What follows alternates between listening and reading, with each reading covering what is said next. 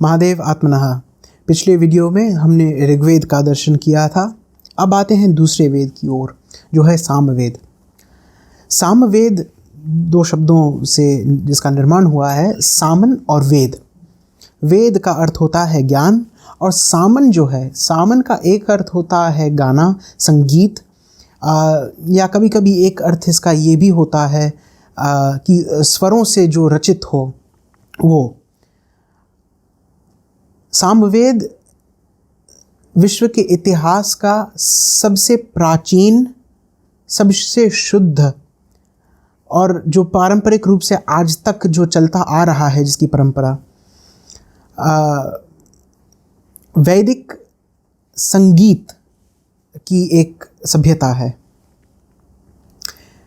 जो ऋग्वेद में हमने जिसका दर्शन किया था, 10 मंडल का, उसी ऋग्वेद को जब स्वरवत किया जाता है, उसी को ही हम सामवेद कहते हैं। ऋच्यूढ़म साम तस्मात् ऋच्यूध्यूढ़म साम गीयते। अर्थात जो ऋचाएँ स्वरवत होती है, जिसमें स्वर जोड़ा जाता है, संगीत जिसमें जोड़ा जाता है, उन स्तुतियों को, उन सूक्तों को, उसी को ही साम कहते हैं। महर्षि पतंजलि अपने भाष्य में तो लिखते ही हैं कि सामवेद के 1000 शाखाएं थी, परंतु कहीं ना कहीं आज इतने एक समय बीतने के बाद आज जो है वो केवल 3 है। महिदास ने अपने चरण व्यूह में यहाँ तक लिखा है कि एक तो इंद्र की कथा बताई गई कि अनध्ययन के समय क्योंकि सामवेद का जो है गान हुआ अनध्ययन के काल में, इसीलिए इंद्र के वज्र ने भी बहुत से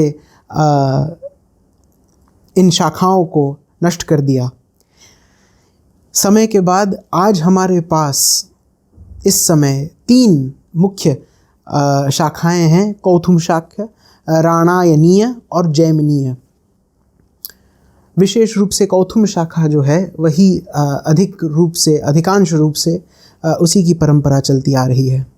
सामवेद के 2 भाग हैं, एक है गान और एक है आर्चिक। गान का अर्थ होता है वही जो गाया जाए, अर्थात संगीतमय, और आर्चिक का अर्थ होता है एक प्रकार से अर्चना, अर्थात जो एक वैदिक जो विधि विधान है कर्मकांड का, उसी को ही हम आर्चिक कहते हैं। गातुम योग्यम गेयम, अर्थात गाने योग्य जो हो उसे हम गेय कहते हैं। गान के 2 भाग हैं, ग्राम गेय और अरण्य गेय। ग्राम का अर्थ होता है गांव और अरण्य का अर्थ होता है जंगल, वन। ग्राम गेय का अर्थ होता है वह जो ग्राम में लोगों के समक्ष, लोगों के साथ, लोगों के समूह के मध्य में रह करके जो गाया जाए उसे हम ग्राम गेय बोलते हैं। और अरण्य गेय जो है, अरण्य गेय वो है जो एकांत में जो गाया जाए, अर्थात एक जंगल, एक वन में जहाँ पे आप अकेले हों वहाँ पे जो गाया जाए उसे ही हम अरण्य गेय कहते हैं। आर्चिक में 2 भाग हैं, उत्तरार्चिक और पूर्वार्चिक। उत्तरार्चिक जो है वो अनेक वैदिक देवताओं के विषय में किस प्रकार से एक गद्य स्वरूप में जो लिखा गया हो वो है, और पूर्वार्चिक जो है वो अनुष्ठान की विधि के विषय में बताया जाता है पूर्वार्चिक में। तो ये है गान और आर्चिक, और गान के 2 भाग और आर्चिक के 2 भाग। सामवेद में अधिकांश रूप से ऋग्वेद के ही जो ऋचाएँ हैं उसको ही संगीतमय, एक स्वरमय बनाया गया है, और 1474 जो ऋग्वेद की जो ऋचाएँ हैं ऋग्वेद की, वही सामवेद में भी है। और अतिरिक्त रूप से सामवेद में लगभग 75 जो है सामवेद की अतिरिक्त ऋचाएँ हैं। ऋग्वेद में जितने भी ऋचाएँ हैं उन सब को किस प्रकार से, कौन से स्वर के साथ, किस रूप में स्वर और शिक्षा, जो हमारा शिक्षा शास्त्र है जिसके विषय में वीडियो बनाया जाएगा, उन दोनों का एक मिश्रण करके किस प्रकार से उच्चारण के साथ साथ किस प्रकार से गाया जाए, वही विधि सामवेद में दर्शाई गई है। सामवेद में जो राग की जो परिभाषा बताई गई है शास्त्रों में, उसका उद्गम स्थान जो है, राग रागिनियों का जो उद्गम स्थान है, वो भी सामवेद ही है। भारतीय जो शास्त्रीय संगीत है, जिस प्रकार अनेक अनेक राग है, कुछ कुछ मुख्य राग जो प्राचीन राग है उसके मूल स्वरूप में वो सामवेद से ही लिए गए हैं। कुछ उदाहरण हैं भैरवी, काफ़ी और हिंडोल।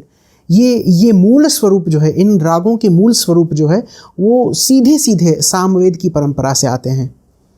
सप्त स्वर जो भारतीय जो शास्त्र पद्धति है, और विशेष रूप से दुनिया भर में भी सप्त स्वर का महत्व पाया जाता है, लेकिन भारतीय हमारे शास्त्रीय जो परंपरा है, जो शास्त्र से प्रदत्त जो संगीत की जो कला है, वो सप्त स्वर, 7 स्वरों में जो निबद्ध है, उसका उद्गम स्थान भी सामवेद ही है।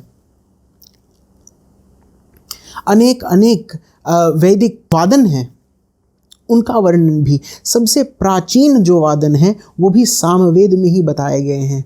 आज तो अनेक अनेक वादन जो गाए बजाए जाते हैं वो तो आज के स्वरूप में हैं, परंतु प्राचीन स्वरूप जो है वो सामवेद में दिखाए जाते हैं। इसमें आते हैं वीणा, उसका जो मूल स्वरूप है उसका वर्णन सामवेद में है।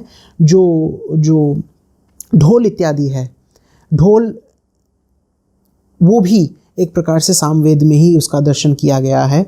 और तीसरा जो है वो है वेणु, बांसुरी। बांसुरी का भी जो मूल स्वरूप कदाचित थोड़ा अलग है आज के जो समय में जिस प्रकार से है, परंतु जो प्राचीन रूप से जो बांसुरी वंशी जो है वेणु, उसका मूल स्वरूप जो है वो सामवेद में ही मिलता है। इसी प्रकार से पता चलता है कि भारतीय शास्त्रीय जो संगीत परंपरा है उसका उद्गम स्थान जो है सामवेद ही है।